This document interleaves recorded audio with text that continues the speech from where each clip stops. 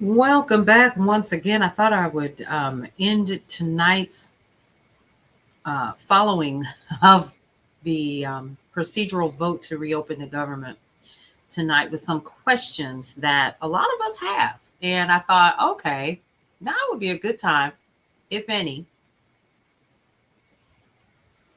to talk about it because these are really good questions. So I said, oh, let's go ahead and dig deep and see what we can find out. So the first question that we had coming all the way from TikTok was, with the procedural vote in motion, which we learned today was not to actually reopen the government, but leads to the reopening for debates and so forth to go through all of the things. And we'll be following that, of course, over the next couple of days because it'll probably move pretty fast. So the question coming from TikTok is, with the procedural vote in motion, would the federal government not get their would the federal employees not get their back pay until all of that goes through? Or is them getting their money already in motion? So that's an excellent question. I would like to know that too. So here's how it works, broken down clearly. So the procedural vote only opens door for debate on the spending bill that would fund the government. It doesn't release any money yet. It's essentially Congress saying, we agree to start talking about reopening.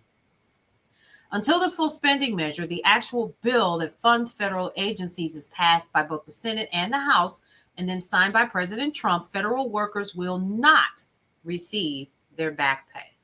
What happens after the bill passes is the big question. Once the bill is fully passed and approved and signed into law, federal employees who were furloughed or worked without pay during the shutdown are entitled to back pay under law.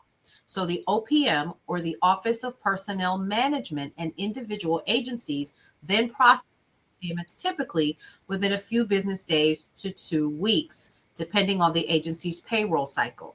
So while tonight's procedural vote is a major step forward, the paychecks don't start moving until Congress finishes the job and the president signs off.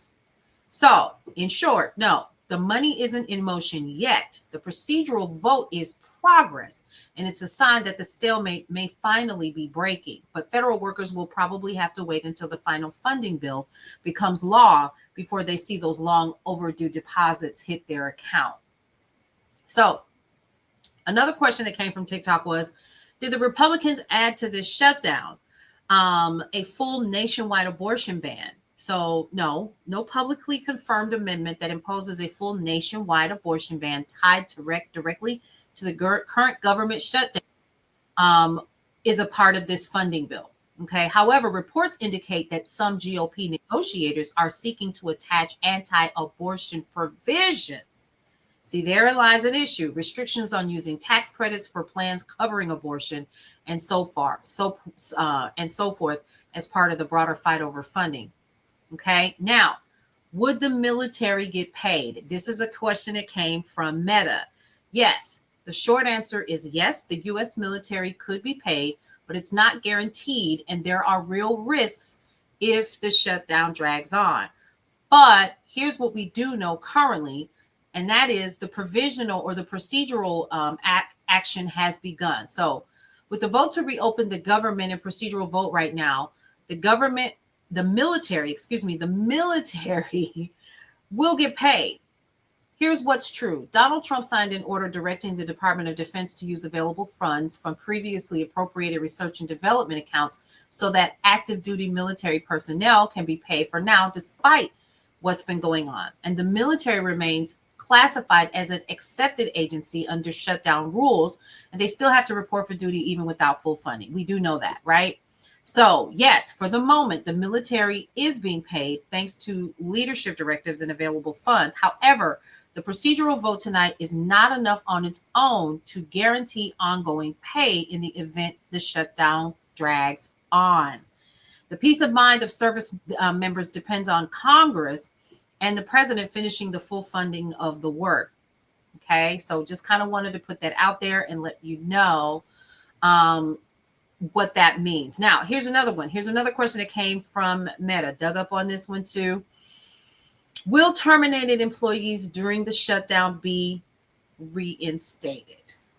This is a hard one. So under the Government Employee Fair Treatment Act of 2019, federal employees who are furloughed, temporarily sent home unpaid during a lapse in appropriations, are guaranteed back pay and leave accrual. The current proposed deal to end the shutdown includes language that would reinstate those who have been wrongfully terminated during the shutdown and block mass firings, reductions in force during the funding lapse.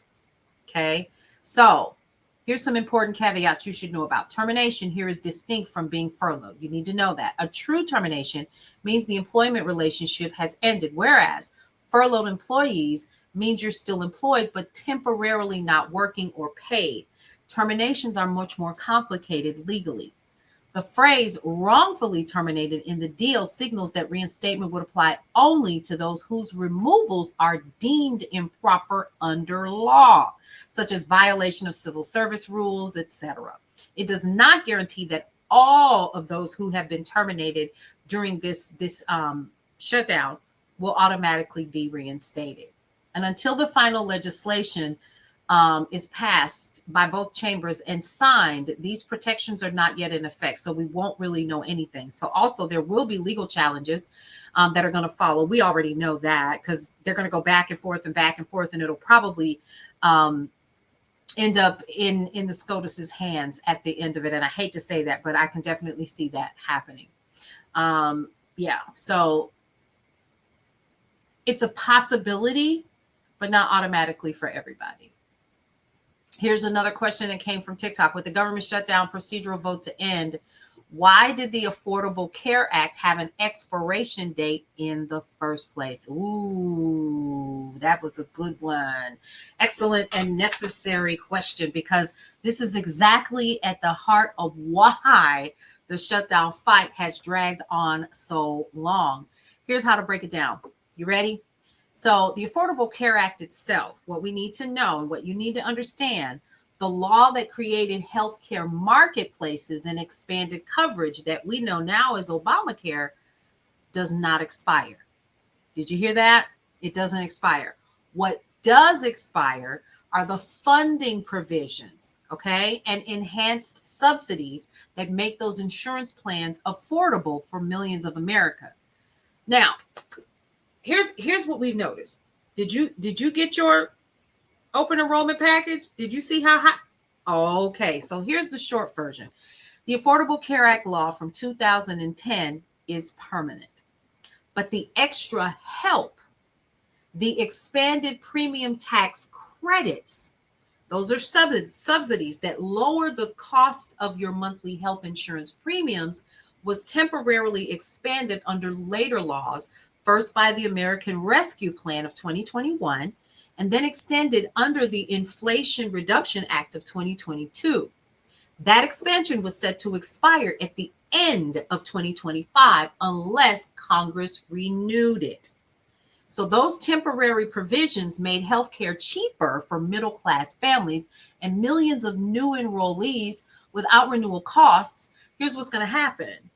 It's going to dramatically jump in 2026. So here's why it's tied to the shutdown fight. Republicans and some fiscally conservative Democrats have argued that the Affordable Care Act subsidies shouldn't be made permanent without offsetting the cost elsewhere in the federal budget. Democrats, led by Hakeem Jeffries, Chuck Schumer, have refused to pass any government funding bill that doesn't also extend or protect those Affordable Care Act subsidies. Has nothing to do with those people who are undocumented receiving care or health care benefits. So when you hear lawmakers say they're fighting for health care in this shutdown, they're really talking about whether to keep or end those enhanced tax credits, the same ones that actually are preventing premiums from spiking for millions of working class Americans. Okay. So in other words, the expiration date wasn't baked into the Affordable Care Act from the start. Now, it came later from budget laws that actually expanded its reach, but only funded those expansions for a few years. So that's why right now the entire government is being held hostage over whether Americans will continue to get the same level of healthcare support that they needed since the pandemic. So here's the thing. this is less about Obamacare itself and more about whether Washington keeps the promise to make it affordable for everyone that depends on it. And so that's where we currently are with that. So I want to thank you guys for those of you all who literally asked these questions. It's super important for us to talk about these. And hopefully this has helped a lot more people understand exactly what happened, how it's going to impact where you currently are in this entire situation as an American citizen. If you're here in the US of A, it's impacting you in one way or another. All right, you guys, I will be back to wrap all of this up with a cute little bow and what I think about this entire situation. Now, again, these are just my thoughts. Okay. All right. We'll see you around.